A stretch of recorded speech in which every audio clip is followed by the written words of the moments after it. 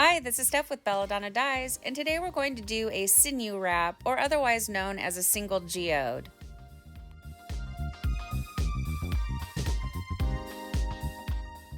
So we're just going to get right into it, you guys. For the life of me, I cannot find the footage of me tying this up.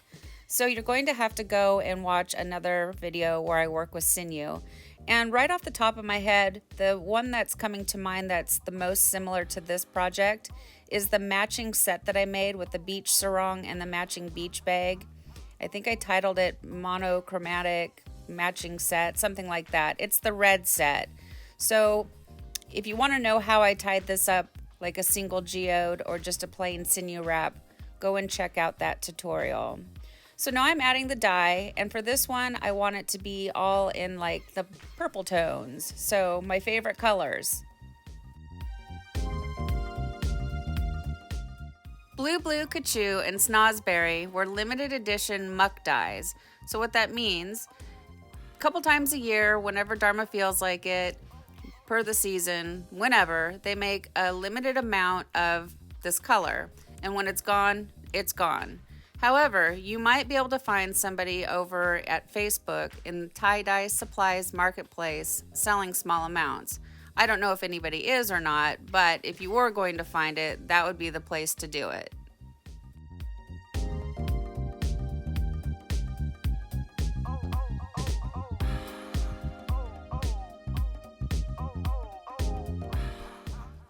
Next, I give the project a quick little sprinkle of soda ash for good measure, and then I add my ice. And I like to add enough ice to where I don't see the fabric showing through anymore. And since it was so hot out in the dye area, I covered it with foil to try to help keep some of the moisture in.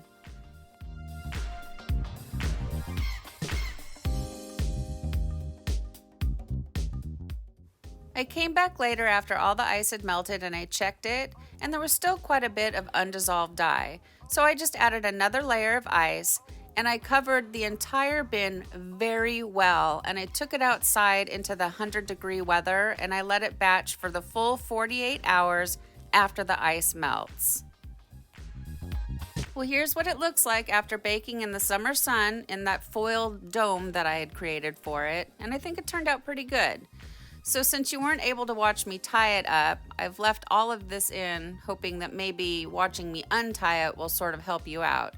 Like I said, I picked up the sleeve. I think I started on the left sleeve. I scooped it all up straight up off the table and then just started wrapping it, and I just wrapped it all the way down to the other end, just one continuous line.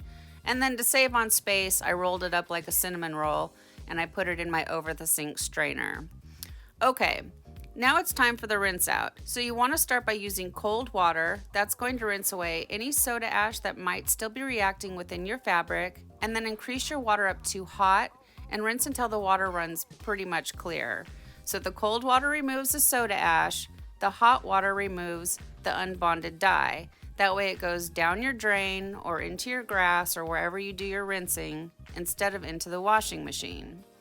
So in the washing machine, I like to do hot water cycles using Kirillon, and Kirillon is a professional textile detergent. Then I like to do a final hot water cycle using Millsoft, and Millsoft is a professional fabric softener, and I get both Kirillon and Millsoft from Dharma Trading Company. And I do have links down below in the description box, along with everything else that I use for tie-dye.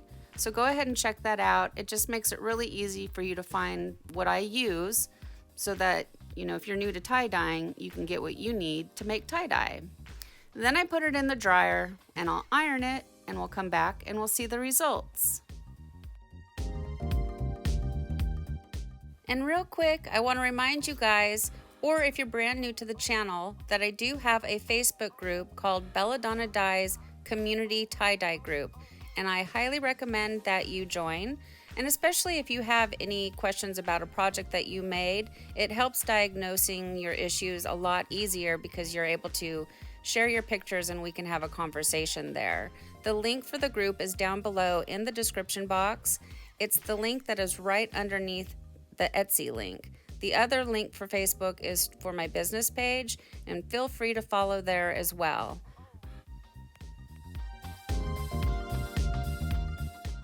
Well, here it is, guys. I think it turned out really beautiful. When working with purples, you just can't go wrong because they always end up looking so pretty. So can you see how I wrapped it? If you look at the right sleeve, that's where I picked it right up off the table and just started wrapping and didn't stop till I got all the way down to the bottom left-hand side. And I tried to be really organic with it, varying my distance in between each wrap. So maybe I would wrap a couple that were a half an inch apart and then go out an inch and then go out an inch and a half and then back to half inch, just creating that variation. Now, the one thing that stands out to me is that one really bright lavender stripe that's running through it. So the takeaway from this project for me would be I should have flipped it over. That way I could have added more dye to the backside and would have had better saturation. I think when it's on the body though, it's not going to be quite as noticeable. If there were more lines that were light lavender like that, I don't think it would stand out so much. It's still really beautiful, don't get me wrong. It's just, we're hardest on ourselves, and you guys know me, I beat myself up.